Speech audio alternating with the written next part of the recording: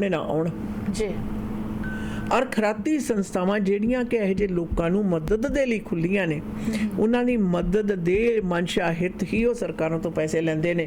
ਇਹ ਗੱਲ ਵੱਖਰੀ ਹੈ, ਬਾਅਦ ਦੇ ਵਿੱਚ ਉਹਨਾਂ ਦੀ ਆਪਣੀਆਂ ਨੌਕਰੀਆਂ ਤੱਕ ਹੀ ਸੀਮਿਤ ਰਹਿ ਜਾਂਦੀਆਂ ਨੇ ਉਹ ਸੇਵਾਵਾਂ। ਉਹੀ ਉਹਨਾਂ ਨੂੰ ਇਸ ਪ੍ਰਕਾਰ ਦੇ ਜਿਹੜੇ ਦਬਕੇ ਨੇ ਮਾਰਨੇ ਸ਼ੁਰੂ ਕਰ ਦਿੰਦੀਆਂ ਨੇ। ਇੱਕ ਦਬਕੇ ਦੀ ਤਾਂ ਅਸੀਂ ਗੱਲ ਕੀਤੀ ਹੈ ਖੈਰ ਤੁਹਾਡੇ ਸਾਰਿਆਂ ਨਾਲ, ਕਿ ਦਬਕੇਬਾਜ਼ੀ ਇੱਥੇ ਤੱਕ ਵਧਦੀ ਹੈ ਕਿ ਚੁਣੇ ਹੋਏ ਪੋਲੀਟੀਸ਼ੀਅਨਾਂ ਨੂੰ ਵੀ ਦਬਕੇ ਮਾਰਦੇ ਆ, ਔਰ ਉਹ ਵੀ ਜਨਤਕ ਥਾਂ ਦੇ ਉੱਤੇ ਜਿੱਥੇ ਕਿ ਬੇਅੰਤ ਲੋਕ ਦੇਖ ਵੀ ਰਹੇ ਹੁੰਦੇ ਆ। ਇਹ ਚੀਜ਼ ਨੇ ਇਹ ਗੱਲ ਪੱਕੀ ਕਰ ਦਿੱਤੀ ਕਿ ਇਹ ਦਬਕੇ ਆਮ ਨਹੀਂ ਹੈ ਆਸ਼ਾ ਨਾ ਜੀ, ਇਹ ਚੱਲਦੇ ਆ। ਤਾਂ ਫਿਰ ਸਰਕਾਰ ਦਾ ਦੇਖਣਾ ਬਣਦਾ ਹੈ ਕਿ ਕਿੱਥੇ ਕਿਸ ਪੱਧਰ ਤੱਕ ਜਿਹੜੀਆਂ ਕਤਾਈਆਂ ਨੇ ਵੱਧ ਚੁੱਕੀਆਂ ਨੇ, ਜਿੱਥੇ ਕਿ ਸ਼ਰੇਆਮ ਹੀ ਚੱਲ ਰਿਹਾ ਜੀ।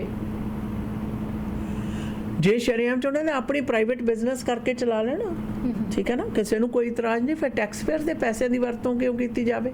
Right, Y?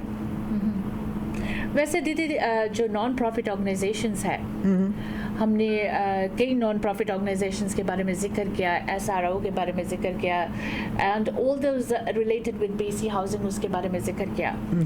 एक अपनी कम्युनिटी का जो नॉन प्रॉफिट ऑर्गेनाइजेशंस है, नॉन प्रॉफिट ऑर्गेनाइजेशन है जिसके बारे में हम कई शोज में बात की है, उस नॉन प्रॉफिट ऑर्गेनाइजेशन का नाम है PICS, progressive intercultural community services. और PICS के जो अंदर जो इश्यूज थे उसके बारे में एक विसल ब्लोअर ने बहुत ही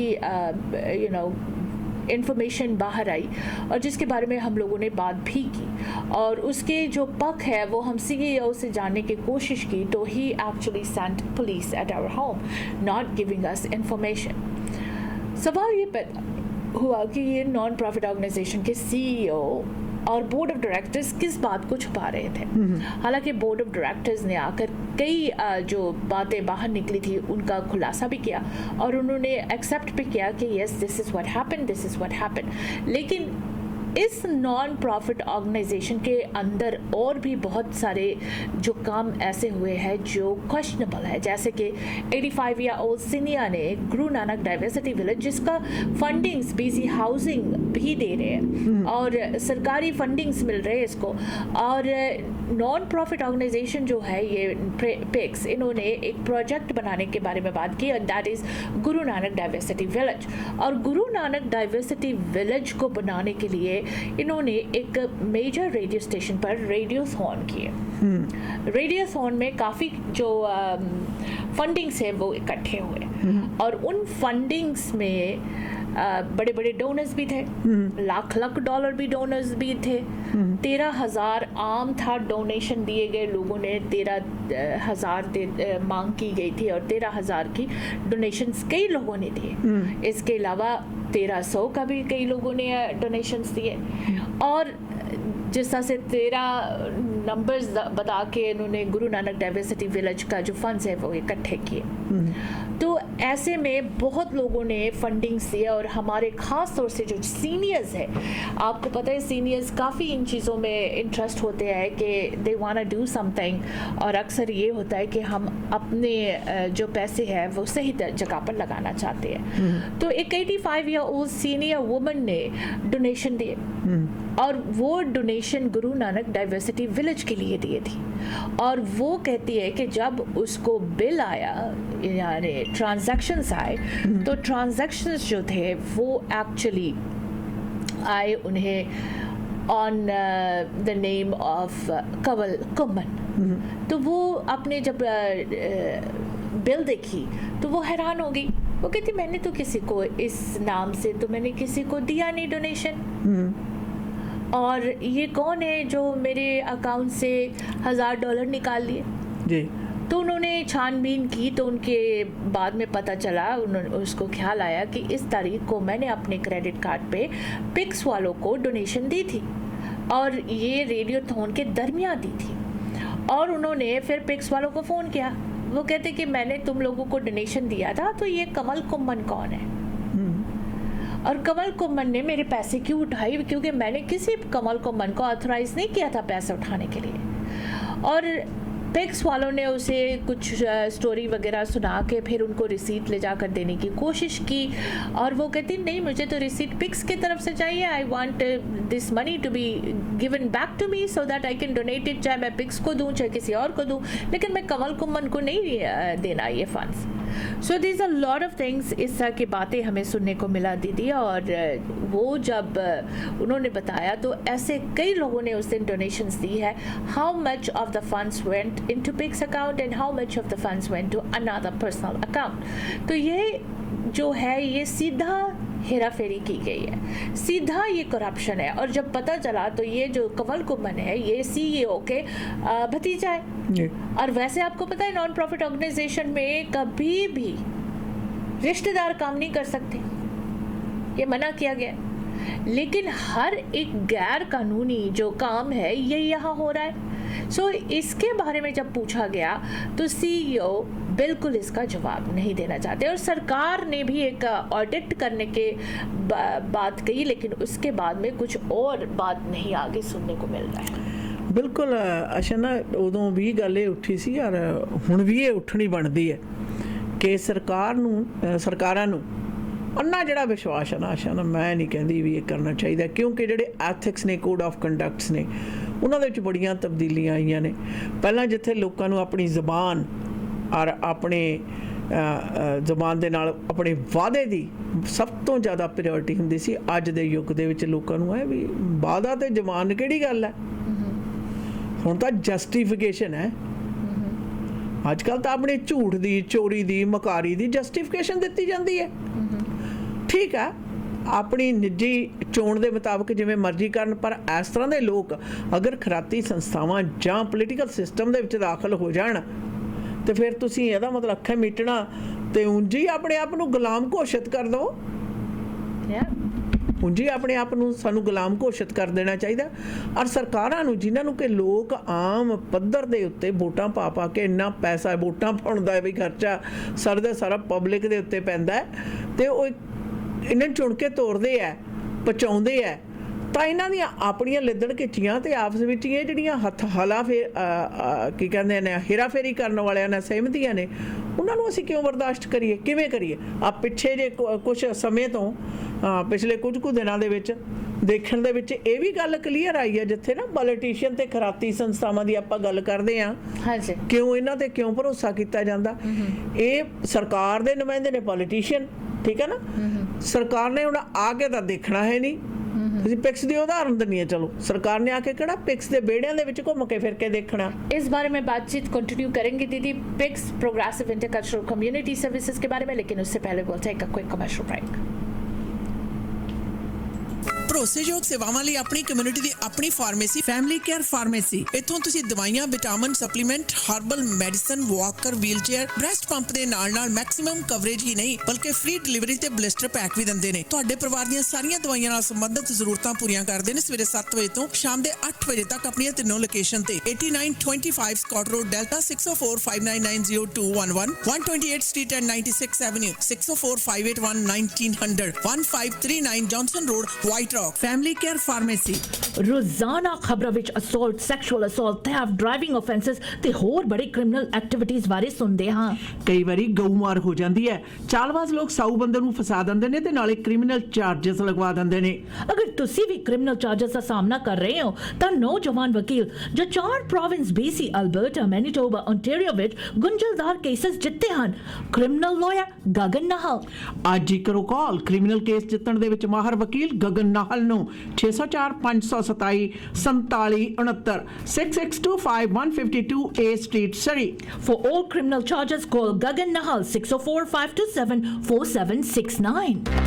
ਹੈਲੋ, ਤੁਸੀਂ ਕਿੱਥੇ ਹੋ? ਕੰਮ ਤੇ ਆ ਯਾਰ, ਦੱਸ। ਮੇਰੀ ਗੱਡੀ ਦਾ ਨਾ 132 ਸਟਰੀਟ ਤੇ ਛੋਟਾ ਜਿਹਾ ਕੋਲੀਜਨ ਹੋ ਗਿਆ। ਮੈਨੂੰ ਤਾਂ ਕੁਝ ਨਹੀਂ ਸਮਝ ਆ ਰਿਹਾ ਕਿੱਥੇ ਲੈ ਕੇ ਜਾਵਾਂ। ਨਾਲੇ ਮੈਨੂੰ ਤਾਂ ਇੱਥੇ ਸਭ ਕੁਝ ਬਲੈਕ ਐਂਡ ਵਾਈਟ ਨਜ਼ਰ ਆ ਰਿਹਾ। ਦੇਖ, ਪਹਿਲੀ ਗੱਲ ਤਾਂ ਰੱਬ ਨੇ ਬਚਾ ਕਰਤਾ, ਠੀਕ ਹੈ। ਨਾਲੇ ਜੋ ਤੈਨੂੰ ਬਲੈਕ ਐਂਡ ਵਾਈਟ ਨਜ਼ਰ ਆ ਰਿਹਾ ਨਾ, ਉਹ ਲਾਜ਼ਮੀ black and white auto body the sign ਹੋਣਾ ਹੈ। ਸੋ ਗੱਡੀ black and white auto body ਤੇ ਲੈ ਜਾ। Black and white auto body ICBC ਅਕ੍ਰੈਡਿਟਡ ਅਤੇ ਫੁੱਲ ਸਰਵਿਸ ਆਟੋ ਬੋਡੀ ਸ਼ਾਪ ਹੈ। ਪਹੁੰਚੋ 7823 132 ਸਟਰੀਟ ਸਰੀ ਦੇ ਵਿੱਚ। ਕਾਲ 604 503 0988। Black and white auto body. Mortgage ਕਿਸੇ ਵੀ ਪ੍ਰਕਾਰ ਦੀ ਲੈਣੀ ਹੈ ਤਾਂ ਐਂਕਰ ਮੌਰਗੇਜ ਕੈਨੇਡਾ ਨੂੰ ਸੰਪਰਕ ਕਰੋ।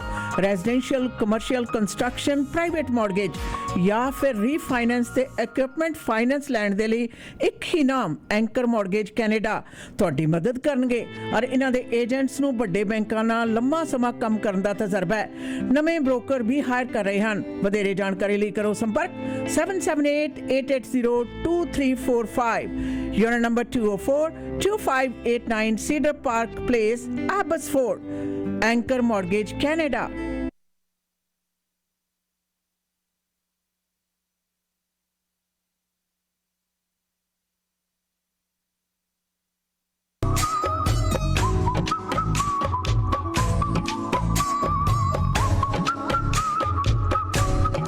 इब्तिदा है रब जलील के बाबरकत नाम से।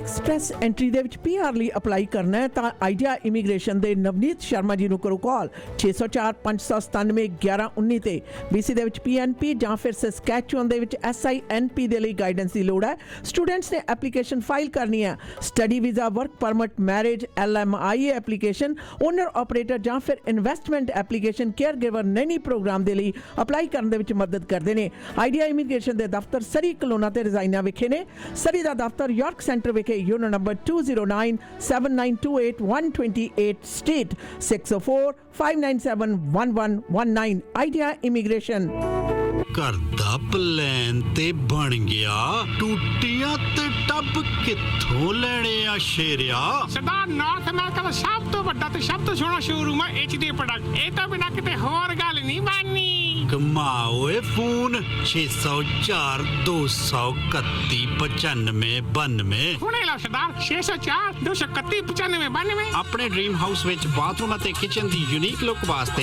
एक गेड़ा HTA दे शोरूम सिम्पसन अते ब्रिजपोर्ट दे कॉर्नर ते जरूर मारो कॉल HTA 604-231-9592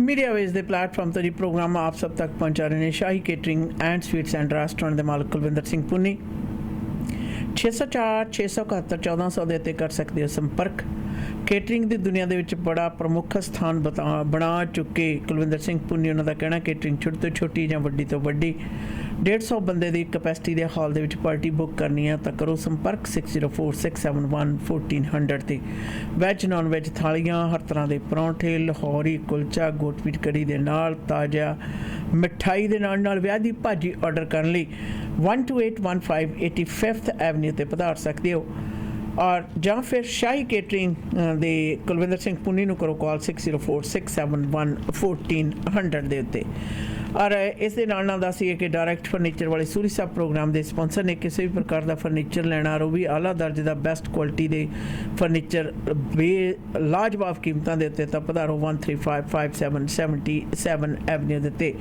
ਕੰਮ ਦੀ ਤਲਾਸ਼ ਦੇ ਵਿੱਚੋਂ ਤਾਂ ਗਿੱਲ ਇੰਟਰਨੈਸ਼ਨਲ ਟਰੈਵਲ ਆਪਣਾ ਵਪਾਰ ਵਧਾ ਰਹੇ ਨੇ ਔਰ 1982 ਤੋਂ ਸਭ ਤੋਂ ਵੱਡੀ ਇੰਡੀਅਨ ਟਰੈਵਲ ਏਜੰਸੀ ਹੈ ਔਰ ਇਹਨਾਂ ਨੂੰ ਤਜਰਬੇਕਾਰ ਟਰੈਵਲ ਏਜੰਟਸ ਦੀ ਜ਼ਰੂਰਤ ਹੈ 1 ਤੋਂ 2 ਸਾਲ ਦਾ ਤਜਰਬਾ ਹੋਣਾ ਚਾਹੀਦਾ ਹੈ 에ਅਰਲਾਈਨ ਸਿਸਟਮ GDS ਸਿਸਟਮ ਹੈ ਜਿਹੜਾ ਉਸ ਦੀ ਜਾਣਕਾਰੀ ਨੌਲੇਜ ਹੈ ਜਿਹੜੀ ਹੋਣੀ ਜ਼ਰੂਰੀ ਹੈ ਤਨਖਾਹ ਵਧੀਆ ਦਿੱਤੀ ਜਾਏਗੀ ਬੈਨੀਫਿਟਸ ਵੀ ਲਾਜਵਾਬ ਹੋਣਗੇ ਸੋ ਕਰੋ ਕਾਲ ਗਿੱਲ ਇੰਟਰਨੈਸ਼ਨਲ ਟਰੈਵਲ ਦੇ ਪੌਲ ਗਿੱਲ ਹੋਰਾਂ ਨੂੰ 604-833-9500 ਦੇ ਉੱਤੇ ਤੁਸੀਂ ਸੰਪਰਕ ਪੈਦਾ ਕਰ ਸਕਦੇ ਹੋ ਔਰ ਇਸ ਦੇ ਨਾਲ ਦੱਸੀਏ ਮਾਨਕੋ ਬੇਕ ਸ਼ਾਪ ਵਾਲੇ ਸਾਡੇ ਪ੍ਰੋਗਰਾਮ ਦੇ ਸਪਾਂਸਰ ਨੇ ਆਲਾ ਦਰਜੇ ਦੇ ਕੇਕਸ ਖਾਸ ਤੌਰ ਦੇ ਉੱਤੇ ਵੈਡਿੰਗ ਕੇਕਸ ਦੀ ਇਹਨਾਂ ਦੀ ਸਪੈਸ਼ਲਿਟੀ ਹੈ ਕੱਪ ਕੇਕਸ ਤੇ ਪੇਸਟਰੀ ਲੈਣਾ ਚਾਹੁੰਦੇ ਹੋ ਤਾਂ ਫ੍ਰੈਂਚ ਪੇਸਟਰੀ ਸਕੂਲ ਤੋਂ ਸਿੱਖਿਆ ਪ੍ਰਾਪਤ ਨੌਜਵਾਨ ਬੇਕਰ ਜੁਝਾਰ ਸਿੰਘ ਮਾਨ ਹੋਰਾਂ ਨੂੰ ਕਰੋ ਸੰਪਰਕ 6045031353 ਦੇ ਉੱਤੇ 1341171A ਐਵਨਿਊ ਦੇ ਉੱਤੇ ਤੁਸੀਂ ਜੀ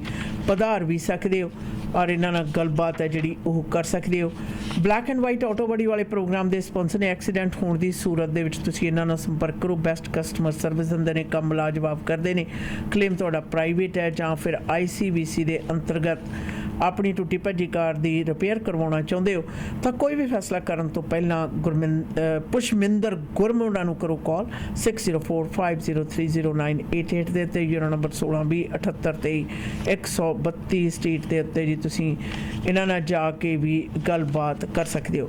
ਬਾਕੀ ਇੰਸ਼ੋਰੈਂਸ ਲੈਣੀ ਹੈ ਤਾਂ ਪਲਾਨ ਇੰਸ਼ੋਰੈਂਸ ਦੇ ਅਮਰਿੰਦਰ ਸਿੰਘ ਨੱਡਾ ਹੋਰਾਂ ਨੂੰ ਇੱਕ ਕੀਤੀ ਕਾਲ ਜੀ ਤੁਹਾਡੇ ਲਈ ਫਾਇਦੇਮੰਦ ਹੋ ਸਕਦੀ ਹੈ 6043632200 ਦੇ ਉੱਤੇ ਕਰ ਸਕਦੇ ਹੋ ਕਾਲ ਜਾਂ ਫਿਰ planinsurance.ca ਦੇ ਉੱਤੇ ਵਿਜ਼ਿਟ ਵੀ ਕਰ ਸਕਦੇ ਹੋ। ਔਰ ਮੀਡੀਆ ਵੇਜ ਦੇ ਪਲੇਟਫਾਰਮ ਤੋਂ ਪ੍ਰੋਗਰਾਮ ਦੇ ਵਿੱਚ ਅੱਜ ਖਾਸ ਤੌਰ ਦੇ ਉੱਤੇ ਖਰਾਤੀ ਸੰਸਥਾਵਾਂ ਦੇ ਸੰਬੰਧ ਦੇ ਵਿੱਚ ਗੱਲਬਾਤ ਚੱਲ ਰਹੀ ਹੈ ਔਰ ਜਿਸ ਦੇ ਵਿੱਚ ਰਾਜਨੀਤਿਕ ਲੋਕ ਤੇ ਫਿਰ ਖਰਾਤੀ ਸੰਸਥਾਵਾਂ ਦੇ ਜਿਹੜੇ ਮੁਖੀ ਨੇ ਉਹਨਾਂ ਦੀ ਮਿਲੀ ਭਗਤ ਹੈ ਜਿਹੜੀ ਉਸ ਦੀ ਗੱਲ ਮੈਂ ਜ਼ਰੂਰ ਆਸ਼ਾ ਨਾਲ ਤੁਹਾਡੇ ਨਾਲ ਸਾਂਝੀ ਕਰਨੀ ਚਾਹਾਂਗੀ। ਪਿਛਲੇ ਕੁਝ ਕੁ ਸਮੇਂ ਦੇ ਉੱਤੋਂ ਇਹ ਸਵਾਲ ਉੱਠਦੇ ਸੀ ਵੀ ਕਾਰਨ ਕੀ ਹੈ ਖਰਾਤੀ ਸੰਸਥਾਵਾਂ ਦੇ ਉੱਤੇ। ਇੱਕ ਭਲਾ ਵੇਲਾ ਹੁੰਦਾ ਸੀ ਕਿ ਕੋਈ ਰਾਜਨੀਤਿਕ ਵਿਅਕਤੀ ਹੋਵੇ ਜਾਂ ਖਰਾਤੀ ਸੰਸਥਾਵਾਂ ਦਾ ਕੋਈ ਵੀ ਮੁਖੀ ਹੋਵੇ, ਮਾੜੀ ਜੀ ਕਿਸੇ ਦੀ ਇੱਕ ਅੰਦੇਸਾ ਜਿਹੜਾ ਨਾ ਆਵਾਜ਼ ਉੱਠਦੀ ਸੀ ਜਾਂ ਕਹਿੰਦੇ ਸੀ ਸਾਡਾ ਆਹ ਕੰਸਰਨ ਆ, ਤੁਹਾਡੇ ਇੱਥੇ ਕੋਡ ਆਫ ਕੰਡਕਟ ਦੇ ਵਿੱਚ ਕਤਾਈ ਹੋਈ ਹੈ, ਦੋਵੇਂ ਤਰ੍ਹਾਂ ਉਸ ਦੇ ਮਨਸ਼ਾ ਹਿੱਤ ਆਪਣੀ ਸਾਫ਼ ਵੀ ਮੈਂ ਨਹੀਂ ਕੀਤਾ, ਜੇ ਕਰਦੇ ਤਾਂ ਗਲਤੀ ਸਵੀਕਾਰ ਕਰ ਲੈਂਦੇ, ਆਪਣੀ ਪਦਵੀ ਤੋਂ ਪਰੇ ਹੋ ਜਾਂਦੇ। ਕਰੋ ਜੀ ਫਿਰ ਰੌਲਾ ਫਰਕ ਪਿਆ ਕਿ ਆਪਣੀ ਪਦਵੀ ਤੋਂ ਪਰੇ ਹੋ ਜਾਂਦੇ ਜਿੰਨੀ ਦੇਰ ਤੱਕ ਇਨਵੈਸਟੀਗੇਸ਼ਨ ਜਾਰੀ ਹੈ ਜੀ। ਔਰ ਹੁਣ ਇਹ ਨਵਾਂ ਦੇਖਿਆ ਦਾਗੀ ਪੋਲੀਟੀਸ਼ੀਅਨ ਵੀ, ਦਾਗੀ ਜਿਹੜੀ ਖਰਾਤੀ ਸੰਸਥਾਵਾਂ ਦੇ ਮੁਖੀ ਵੀ ਨੇ, ਉਹ ਆਪਸ ਵਿੱਚ ਹੀ ਜਿਹੜਾ ਕਿ ਹੈ ਨਾ ਸਗਾ ਇੱਕ ਦੂਸਰੇ ਨੂੰ ਸਹਾਰਾ ਦੇ ਕੇ ਖੜ ਜਾਂਦੇ ਆ ਜੀ। जो पॉलिटिकल राजनीति खेली जाती है ना, उनमें इस तरह के नॉन प्रॉफिट ऑर्गेनाइजेशंस भी शामिल होते हैं। इनमें इन नॉन प्रॉफिट ऑर्गेनाइजेशन से वो बात नहीं होती है कि you scratch my back I will scratch your back, तुम मेरे लिए कुछ करो मैं तुम्हारे लिए कुछ करूँगा। आजकल पॉलिटिशियंस अपने चोले में ये जो नॉन प्रॉफिट ऑर्गेनाइजेशंस है इनके ही जो वोट्स इकट्ठे करने का वही चलाकियां खेलना शुरू कर दी है। जब भी ये नॉन प्रॉफिट ऑर्गेनाइजेशंस के साथ खड़े होते हैं तो इसका मतलब ये होता है कि there is something going on, कुछ है, कुछ बातें हैं जो गड़बड़ है। मैं तो कहती हूँ कि जो दागी पॉलिटिशियंस है ना अपने कौम के, वो दागी पॉलिटिशियंस के पीछे एक GPS लगाना होना चाहिए कि वो जाते कहाँ है, किससे मिलते, किससे नहीं मिलते, किसके साथ बैठते, किसके साथ उठते हैं, पिनिया किसके साथ खाते, चाय किनके साथ पीते, लंच किसके साथ करते, बर्गर्स किसके साथ खाते, रोटियां किसके साथ खाते। बिकॉज इन्होंने कोई भी काम बगैर अपने मुफाद का नहीं करना। सो नॉन प्रॉफिट ऑर्गेनाइजेशंस के आगे पीछे जो पॉलिटिशियंस है, जो करप्टेड नॉन प्रॉफिट ऑर्गेनाइजेशंस है, पॉलिटिशियंस की जो जिम्मेदारी है वो है सवाल पूछना। कम्युनिटी जब तुम्हें अपने दुख दर्द बता के उनकी आवाज़ बनने के लिए कहते हैं तो इन जो नॉन प्रॉफिट ऑर्गेनाइजेशंस है इनसे सवाल पूछना पॉलिटिशियंस का हक बनता है। लेकिन कोई पॉलिटिशियंस ऐसा नहीं है जो ये नॉन प्रॉफिट ऑर्गेनाइजेशन से सवाल पूछते हैं। हालांकि ये तो उनके सेलिब्रेशंस में शामिल होते हैं, हर जगह उनके साथ होते हैं, लेकिन सवाल नहीं पूछ सकते। और इससे पता चलता है कि जो सरकार है वो ये नॉन प्रॉफिट ऑर्गेनाइजेशंस को ट्रस्ट करते हैं। अगर ट्रस्ट नहीं करते तो ये नॉन प्रॉफिट ऑर्गेनाइजेशन से सवाल पूछते, कहीं पर कोई इस तरह के बातें सामने नहीं आते। पॉलिटिशियंस अपने दीदी बहुत सारे पॉलिटिशियंस हैं जो मीडिया में जाते हैं, हाँ अपने खुद के वीडियोस बना के पोस्ट करते हैं, लेकिन कभी इन्होंने ये बात कहा किसी भी रेडियो स्टेशन या मीडिया में, किसी भी न्यूज़पेपर में या टेलीविज़न में अक्सर ये लोग कहीं ना कहीं इंटरव्यूज़ में लगे होते हैं। कभी इन्होंने नॉन प्रॉफिट ऑर्गेनाइजेशन से सवाल की। याद रखो बुजुर्गों के पैसे जो है हमें वैसे ही बड़े ही सोच समझ कर इस्तेमाल करना चाहिए। They are vulnerable community. और ये जो हमारे बुजुर्गों के पैसे इस तरह से उठा के इस्तेमाल किया गया है, एक पर्सनल अकाउंट में डाला गया है, इसकी रिसर्च अगर क्या करो तो आप अगर किसी भी मर्चेंट और क्लाइंट वाले जो वो है कस्टमर्स एंड मर्चेंट के कोई भी जिन्होंने वीज़ा, मास्टर कार्ड या अमेरिकन एक्सप्रेस के पैसे इकट्ठे करने के लिए जो मशीन से आपको देते हैं, उनको अगर फ़ोन करके पूछो वो कहते हैं कि कभी इस तरह की गलती नहीं हो सकती। जो अकाउंट हमें दिया जाता है उसी अकाउंट पे पैसे ट्रांसफ़र करते हैं। उसी अकाउंट पे पैसे जाते हैं। So there is a lot of things, अगर गहराई में जाया जाए तो बहुत बड़ी ये गल मेन स्ट्रीम मीडिया में भी आएगी कि किस तरह से नॉन प्रॉफिट ऑर्गेनाइजेशन सीनियर्स के जो पैसे हैं वो अपने पर्सनल अकाउंट में डिपॉजिट करते हैं। लेकिन सरकार फिर भी ऐसे नॉन प्रॉफिट ऑर्गेनाइजेशंस को ट्रस्ट क्यों कर रहे हैं? सबसे बड़ा सवाल ये है। सर मैं समझ सकती हूँ कि आम कोई कंपनी हो, कोई बिजनेस हो, उनके अपनी कोई मुफाद होगा। फॉर एग्जाम्पल कोई ड्राइविंग स्कूल है, उनको पता है कि इनके इन नॉन प्रॉफिट ऑर्गेनाइजेशन के पास प्रोजेक्ट्स आते हैं जिसमें मैं बेनिफिट करना हो सकता है कोई और हो, कोई डिफरेंट प्रोजेक्ट्स ये लोग करते हो, वो ज़रूर सोचे कि नहीं इसमें तो हम कम्युनिटी कॉलेजेस होए या फिर कोई इमिग्रेशन कंसल्टेंट हो, तो ये सोचेंगे कि इनकी प्रोजेक्ट से तो मैं बेनिफिट करना है, तो why would I ask a question. लेकिन सरकार को इनसे सवाल पूछने में डर कैसा, जब सरकार इनको फंडिंग्स देकर इनके जो संस्था है उसे चलाते हैं, तो फिर उन्हें डर क्यों है इन नॉन प्रॉफिट ऑर्गेनाइजेशन से सवाल करने के लिए कि व्हाट इज हैपनिंग इनसाइड। एक 85 ईयर ओल्ड सीनियर के पैसे personal account of head of finance में क्यों चले गए? ये सारी बातें जो है सरकार को सवाल करना चाहिए, ना कि उनसे डरना चाहिए। डर किस बात की? Why are you scared? किस बात की डर है? वोट्स की डर है? किस बात की डर है? याद रखो, आपके भी अपने पेरेंट्स होंगे, आपके पेरेंट्स के साथ कोई ऑर्गेनाइजेशन इस तरह से करेंगे, आप चुप रहेंगे, खामोश रहेंगे, और are you gonna talk about it? ये पॉलिटिशियंस की ढिलाई क्यों है? किस बात से है? इनकी क्या लेना देना ऐसे नॉन प्रॉफिट ऑर्गेनाइजेशन से है कि अगर वो उनके खिलाफ बात करेंगे तो उनके क्या नुकसान हो जाएगा? किस बात की नुकसान है? ये सवाल जरा इनको गौर करो और सोचो और पूछो इनसे। ਪੁੱਛਣ ਦੀ ਗੱਲ ਕਹਿੰਦੇ ਪੁੱਛਣਾ ਕਿਹਨੂੰ ਆਸ਼ਨ? ਤੁਹਾਨੂੰ ਜ਼ਿਆਦਾ ਮੈਂ ਸਵਾਲ ਪੁੱਛਿਆ ਸੀ ਆਪਣੇ ਮੇਰੇ ਐਮਪੀ ਨੂੰ, ਮੇਰੇ ਇਲਾਕੇ ਦੇ ਐਮਪੀ ਨੂੰ, और ਉਹਦਾ ਜਵਾਬ ਸੀ ਮੈਨੂੰ ਕਹਿੰਦੇ ਅੰਟਿਲ ਪ੍ਰੂਵਨ ਗਿਲਟੀ। ਤੁਸੀਂ ਇਮੇਜਿਨ ਕਰੋ ਕੋਡ ਆਫ ਐਥਿਕਸ ਵਾਲੇ ਇਸ ਗੱਲ ਦੀ ਕਹਿ ਰਹੇ ਹੈ, ਕੋਡ ਆਫ ਐਥਿਕਸ ਤੇ ਚੱਲਣ ਵਾਲੇ ਦੋਵੇਂ ਤਰ੍ਹਾਂ, ਚਾਹੇ ਸਰਕਾਰੀ ਫੰਡਿੰਗ ਨਾਲ ਚੱਲਣ ਵਾਲੀਆਂ ਖਰਾਤੀ ਸੰਸਥਾਵਾਂ ਹੋਣ ਤੇ ਚਾਹੇ ਹੋਵੇ ਜੀ ਆਪਣੇ ਪੋਲੀਟੀਸ਼ੀਅਨ, ਉਹ ਇਹ ਮੈਨੂੰ ਜਵਾਬ ਦੇ ਰਹੇ ਆ। ਚਲੋ ਮੈਂ ਇਸ ਨੂੰ ਵੀ ਆਸ਼ਾ ਨਾ ਥੋੜ੍ਹਾ ਖੋਕ ਕੇ ਦੱਸਣਾ ਚਾਹੁੰਦੀ ਹਾਂ। ਦੋਵੇਂ ਤਰ੍ਹਾਂ ਦੇ ਵਿੱਚ ਤੁਹਾਡੇ ਗਿਲਟੀ ਕਰਾਰ ਹੋਣ ਦੀ ਇੰਤਜ਼ਾਰ ਨਹੀਂ ਕੀਤੀ ਜਾਂਦੀ, ਔਰ ਜੇ ਕੋਈ ਬੰਦਾ ਨਾ ਗਿਲਟੀ ਹੋਵੇ ਇਹਦਾ ਭਾਵ ਇਹ ਨਹੀਂ ਹੁੰਦਾ ਕਿ ਉਹ ਸਹੀ ਹੈ। ਕਈ ਵਾਰ ਸਬੂਤਾਂ ਦੀ ਘਾਟ ਦੇ ਉੱਤੇ ਵੀ ਜਾਂ ਸਬੂਤਾਂ ਦੇ ਹੇਰ ਫੇਰ ਪੈਦਾ ਕਰਕੇ ਵੀ ਲੋਕੀ ਆਪਣੇ ਆਪ ਨੂੰ ਜੀ ਫਰੀ ਕਰਾ ਲੈਂਦੇ ਆ। ਪੋਲੀਟਿਕਸ ਹੋਈ, ਖਰਾਤੀ ਸੰਸਥਾਵਾਂ ਹੋਈ, ਇੱਥੇ ਕੋਡ ਆਫ ਐਥਿਕਸ ਨੇ ਜਿਹੜੇ ਕਿਸੇ ਵੀ ਕਾਇਦੇ ਕਾਨੂੰਨ ਤੋਂ ਉੱਪਰ ਨੇ, ਉਤਾਂਹ ਹੋ ਕੇ ਚੱਲਦੇ ਆ। ਔਰ ਐਥਿਕਸ ਦਾ ਭਾਵ ਹੈ ਕਿਸੇ ਵੀ ਤਰ੍ਹਾਂ ਦੀ ਕਤਾਹੀ ਦੀ ਮਨਸ਼ਾ ਦੀ ਵੀ ਭਾਫ ਨਹੀਂ ਤੁਹਾਡੇ ਜ਼ਹਿਨੀ ਤੌਰ ਦੇ ਉੱਤੇ ਆਉਣੀ ਚਾਹੀਦੀ, ਤੁਹਾਡੇ ਸਿਸਟਮ 'ਚ ਆਉਣੀ ਚਾਹੀਦੀ। ਔਰ ਜੇ ਉਹਦੀ ਐਕਸਪਲੇਨੇਸ਼ਨ ਤੁਸੀਂ ਆ ਦੇ ਰਹੇ ਹੋ, ਜੇ ਪੋਲੀਟੀਸ਼ੀਅਨ ਇਹ ਕਹਿ ਰਿਹਾ ਜੀ ਅੰਟਿਲ ਪ੍ਰੂਵਨ ਗਿਲਟੀ ਹੈ, ਤਾਂ ਤੁਸੀਂ ਆਪਣੇ ਆਪ ਦਾ ਬੇੜਾ ਗਰਕ ਤਾਂ ਹੀ ਹੋਇਆ ਆਸ਼ਨ। ਔਰ ਇਹ ਪ੍ਰੂਵਨ ਗਿਲਟੀ ਆਪਣੇ ਵਰਗਾ ਦਿਸਣ ਵਾਲਾ ਪੋਲੀਟੀਸ਼ੀਅਨ ਨਹੀਂ, ਬਲਕਿ ਗੋਰਾ ਪੋਲੀਟੀਸ਼ੀਅਨ ਮੈਨੂੰ ਦੱਸ ਰਿਹਾ।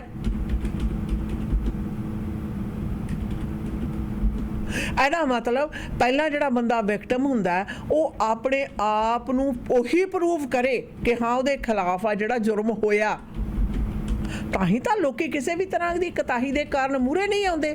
ਤੇ ਇਹਨਾਂ ਲੋਕਾਂ ਦਾ ਦੋਹੇ ਖੇਤਰ ਨੇ, ਯਾਦ ਰਹੇ, ਅਬਿਊਜ਼ਰ ਕੋਈ ਵੀ ਹੋਵੇ, ਸਿਸਟਮ ਦਾ ਅਬਿਊਜ਼ਰ ਹੋਵੇ, ਤੁਹਾਨੂੰ ਨਿੱਜੀ ਤੌਰ ਤੇ ਅਬਿਊਜ਼ ਕਰਨ ਵਾਲਾ ਹੋਵੇ, ਫਾਈਨੈਂਸ਼ੀਅਲ ਅਬਿਊਜ਼ਰ, ਫਿਜ਼ੀਕਲ ਅਬਿਊਜ਼ਰ, ਇਮੋਸ਼ਨਲ ਅਬਿਊਜ਼ਰ, ਉਹ ਕਦੇ ਨਹੀਂ ਚਾਹੇਗਾ ਕਿ ਤੁਸੀਂ ਆਪਣਾ ਪੱਖ ਹੈ ਜਿਹੜਾ ਤੁਸੀਂ ਉੱਠਣ ਦੀ ਜ਼ਰੂਰਤ ਕਰੋ, ਉਹਦੇ ਸਾਹਮਣੇ ਬੋਲਣ ਦੀ ਜ਼ਰੂਰਤ ਕਰੋ ਤੇ ਕਿਤੋਂ ਮਦਦ ਲੈਣ ਦੀ ਜ਼ਰੂਰਤ ਕਰ ਸਕੋ। ਔਰ ਖਰਾਤੀ ਸੰਸਥਾਵਾਂ ਦੀਆਂ ਆਹ ਕਤਾਹੀਆਂ ਕਰਕੇ ਹੀ ਇੰਨੀ ਜ਼ਿਆਦਾ ਵੱਡੀ ਪੱਧਰ ਦੇ ਉੱਤੇ ਜਿਹੜਾ ਮਸਲਾ ਉਹ ਖੜਾ ਹੋਇਆ ਹੈ। ਸਿਸਟਮ ਦੇ ਵਿੱਚ ਲਏ ਹੋਏ ਫੈਸਲਿਆਂ ਦੇ ਕਾਰਨ ਮਸਲਾ ਪੈਦਾ ਹੋਇਆ। ਉਸ ਮਸਲੇ ਦੇ ਸੁਲਝਾਅ ਲਈ ਤਾਂ ਹੀ ਹਰ ਲੈਵਲ ਦੀਆਂ ਸਰਕਾਰਾਂ ਨੇ ਖਰਾਤੀ ਸੰਸਥਾਵਾਂ ਨੂੰ ਮਣਾ ਮੂੰਹੀ ਦੋਏ ਹੱਥੀਂ ਪੈਸਾ ਵੰਡਿਆ, ਪੈਸਾ ਦਿੱਤਾ। ਪਰ ਇਹਨਾਂ ਨੇ ਸੋਚਿਆ ਵੀ ਹਾਂ ਜੀ ਪੈਸਾ ਤਾਂ ਮਿਲ ਗਿਆ, ਅੜਾਓ ਜਿਵੇਂ ਮਰਜੀ। ਔਰ ਅਜੇ ਤੱਕ ਬੜੇ ਨਸੰਗ ਤਰੀਕੇ ਨਾਲ ਇਹ ਕਾਰਗੁਜ਼ਾਰੀ ਚੱਲ ਰਹੀ ਹੈ। ਜਿੰਨੀ ਦੇਰ ਚੁਣੇ ਹੋਏ ਨੁਮਾਇੰਦੇ ਤੇ ਖਰਾਤੀ ਸੰਸਥਾਵਾਂ ਨੂੰ ਚਲਾਉਣ ਵਾਲੇ ਜਿਹੜੇ ਮੁਖੀ ਨੇ, ਇਹਨਾਂ ਦੇ ਆਪਣੇ ਢਿੱਡ ਨਹੀਂ ਭਰਦੇ, ਇਹਨਾਂ ਦੀ ਆਪਣੀ ਨੀਤ ਨਹੀਂ ਭਰਦੀ। ਮੈਂ ਕਹਾਂਗੀ ਢਿੱਡ ਵੀ ਭਰ ਜਾਂਦਾ, ਅਫਾਰਾ ਹੋ ਜਾਂਦਾ, ਪਰ ਨੀਤ ਦਾ ਨਾ ਭਰਨਾ ਜਿਹੜਾ, ਉਨੀ ਦੇਰ ਤੱਕ ਇਹ ਮਸਲੇ ਚਾਹੇ ਫੈਡਰਲ ਸਰਕਾਰ ਦੀ ਤੇ $50 ਬਿਲੀਅਨ ਲਾ ਲਵੇ, ਜਿੰਨੀ ਦੇਰ ਤੱਕ ਇਸ ਤਰ੍ਹਾਂ ਦੀ ਮਨਸ਼ਾ ਰੱਖਣ ਵਾਲਿਆਂ ਨੂੰ ਚੰਗੀ ਤਰ੍ਹਾਂ ਉਹਨਾਂ ਦੀ ਪੱਟੀ ਨਹੀਂ ਪਹੁੰਚਣਗੇ, ਇਹ ਮਸਲੇ ਹੱਲ ਨਹੀਂ ਹੋਣੇ। ਸਮਾਜਿਕ ਤੌਰ ਦੇ ਉੱਤੇ ਮਸਲੇ ਹੋਰ ਵੱਧਦੇ ਜਾਣਗੇ। ਔਰ ਖਾਸ ਤੌਰ ਤੇ ਜੇ ਸਰਕਾਰਾਂ ਖਰਾਤੀ ਸੰਸਥਾਵਾਂ ਦੇ ਉੱਤੇ ਹੀ ਡਿਪੈਂਡੈਂਟ ਰਹੀਆਂ, ਸਟਰਕਚਰ ਤੇ ਸਿਸਟਮ ਦੇ ਵਿੱਚ ਜਿਹੜੀ ਤਬਦੀਲੀ ਆ ਉਹ ਲਿਆਉਣੀ ਜ਼ਰੂਰੀ ਆ, ਤਾਂ ਕਿ ਖਰਾਤੀ ਸੰਸਥਾਵਾਂ ਦੇ ਜਿਹੜੇ ਜੇਬਾਂ ਨੇ ਉਹਨਾਂ ਨੂੰ ਭਰਨ ਦੀ ਬਜਾਏ ਉਹ ਲੋਕ ਜਿਹੜੇ ਵਾਕਈ ਪੀੜਤ ਨੇ, ਜਿਨ੍ਹਾਂ ਨੂੰ ਮਦਦ ਦੀ ਜ਼ਰੂਰਤ ਹੈ ਸ਼ਨਾ, ਉਹਨਾਂ ਨੂੰ ਮਦਦ ਆ ਜਿਹੜੀ ਪ੍ਰਦਾਨ ਕੀਤੀ ਜਾ ਸਕੇ। Let's take a quick commercial break. We'll be right back. ਸੁਣਦੇ ਰਹੀਏ www.mwlive.ca।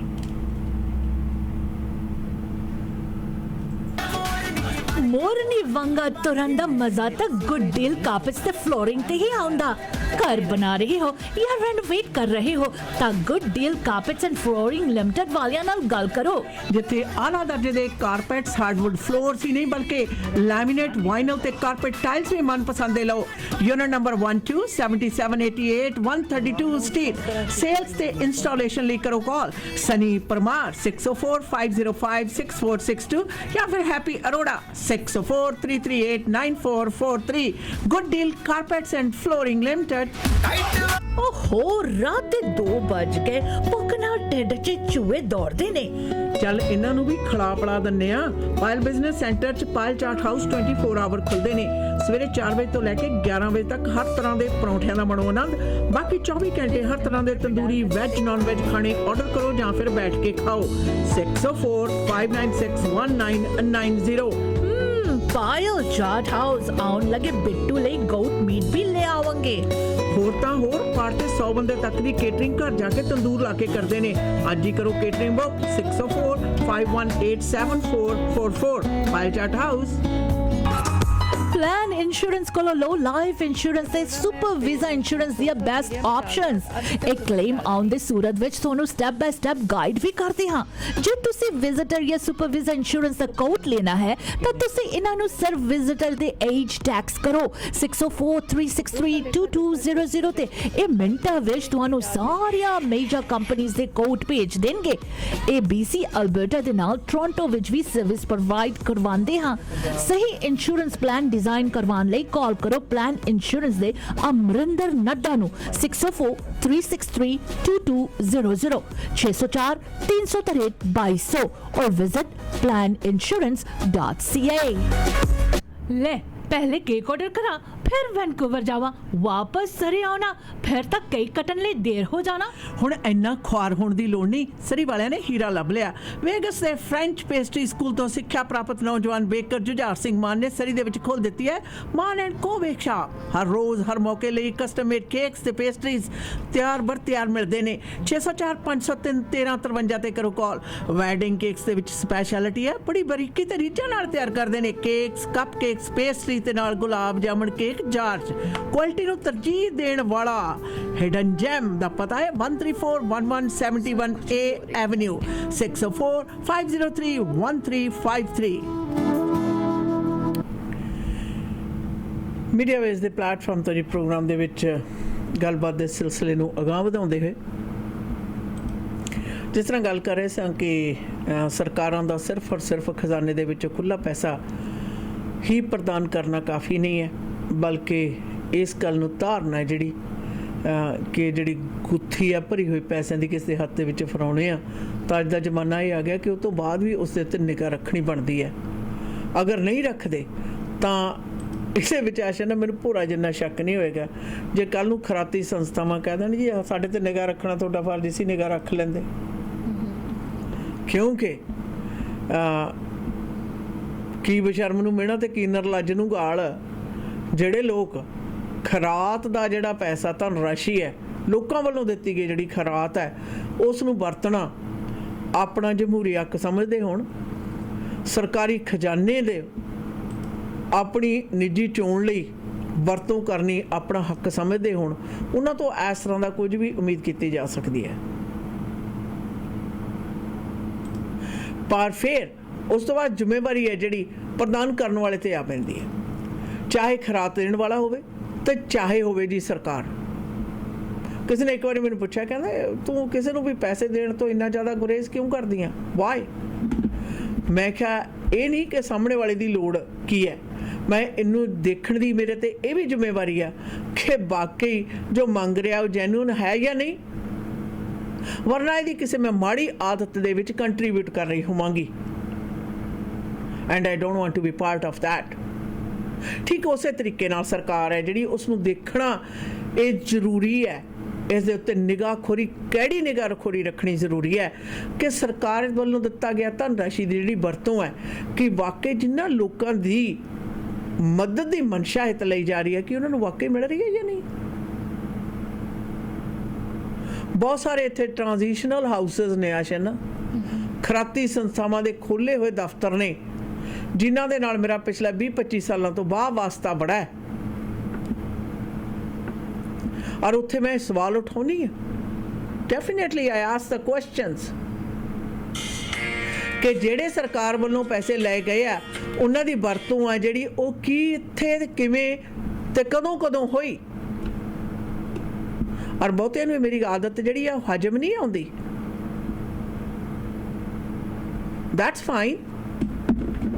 ਔਰ ਜਿਸ ਨੂੰ ਹਜਮ ਨਾ ਆਵੇ, ਜਿਹੜਾ ਕੋਈ ਵੀ ਜਵਾਬ ਦੇਣ ਤੋਂ ਝਿਜਕੇ, ਤਾਂ ਇਹ ਗੱਲ ਮੈਨੂੰ ਸਪਸ਼ਟ ਹੋ ਜਾਂਦੀ ਹੈ ਵੀ ਹਾਂ ਇੱਥੇ ਦਾਲ 'ਚ ਘਾਲ ਹੈ ਕੁਛ। ਇਹਨਾਂ ਲੋਕਾਂ ਨੇ ਇਸ ਸਰਵਿਸ ਨੂੰ ਆਪਣੀ ਜੌਬ, ਆਪਣੀ ਨੌਕਰੀ, ਆਪਣੀ ਜੌਬ ਸਿਕਿਉਰਿਟੀ, ਮੈਂ ਜੌਬ ਦੇ ਨਾਲ ਨਾਲ ਕਹਾਂਗੀ ਜੌਬ ਸਿਕਿਉਰਿਟੀ ਬਣਾ ਲਿਆ।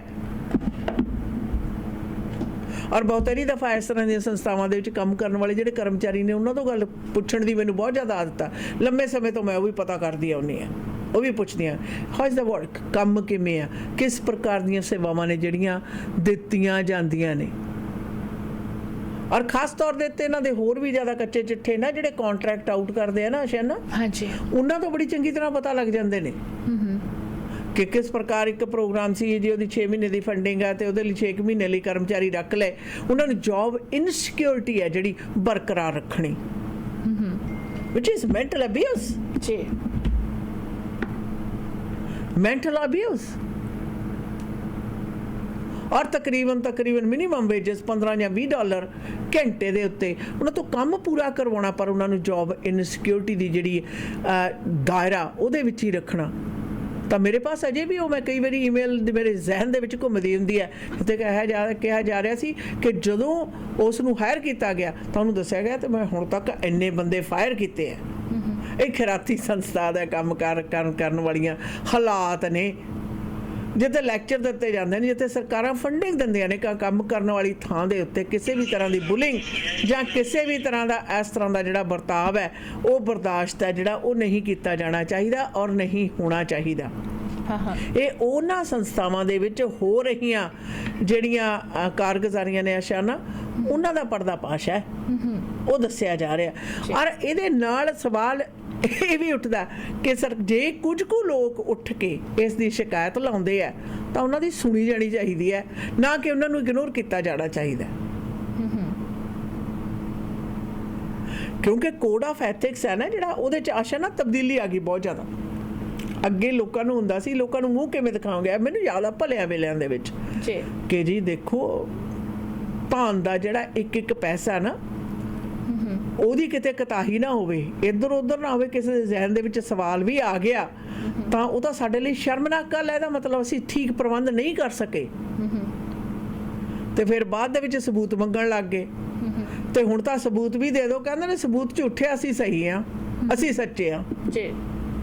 ਇੱਥੇ ਤੱਕ ਹਾਲਾਤ ਪਹੁੰਚ ਚੁੱਕੇ ਨੇ। ਜੇ ਲੋਕਾਂ ਦੇ ਇਸ ਤਰ੍ਹਾਂ ਦੀਆਂ ਸੰਸਥਾਵਾਂ ਚਲਾਉਣ ਵਾਲਿਆਂ ਦੇ ਜਿਹੜੇ ਕਹਿੰਦੇ ਵੀ ਸਾਨੂੰ ਤੁਸੀਂ ਕਿਉਂ ਜ਼ਰੂਰਤ ਕਿਵੇਂ ਕਰਦੇ ਹੋ, ਤੁਸੀਂ ਕਿਵੇਂ ਪੁੱਛ ਸਕਦੇ ਹੋ ਸਾਨੂੰ ਤਨਖਾਹ ਕਿੰਨੀ ਮਿਲੀ ਹੈ, ਅਸੀਂ ਅਜੇ ਤਨਖਾਹ ਪੁੱਛਿਆ ਜੇ किक बैक नहीं पूछा।